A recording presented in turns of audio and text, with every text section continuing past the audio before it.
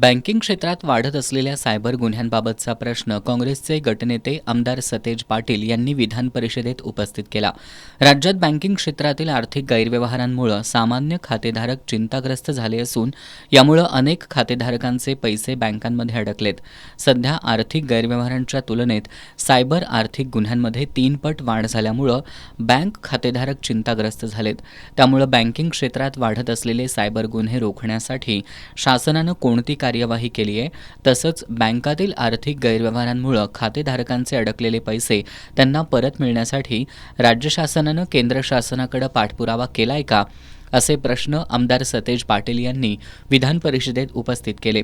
यावर उत्तर देताना मुख्यमंत्री देवेंद्र फडणवीस यांनी राज्य शासनानं सायबर फसवणुकीला बळी पडणाऱ्या नागरिकांना, विशेषतः महिला, बालकं आणि ज्येष्ठ नागरिकांना केंद्रस्थानी ठेवून अत्याधुनिक तंत्रज्ञान, कुशल मनुष्यबळ आणि संसाधनांनी युक्त अशा उपाययोजनांचा समावेश असलेला महाराष्ट्र सायबर सुरक्षा प्रकल्प कार्यान्वित केल्याचं सांगितलं. तसंच महाराष्ट्र सायबर कार्यालयाकडून 26 तज्ज्ञ सल्लागारांच्या मदतीनं राज्यातील 1000 पोलीस अधिकारी आणि कर्मचाऱ्यांना फॉरेन्सिक टूल्सचं ऑनलाईन प्रशिक्षण देण्यात आलं असल्याचं त्यांनी सांगितलं.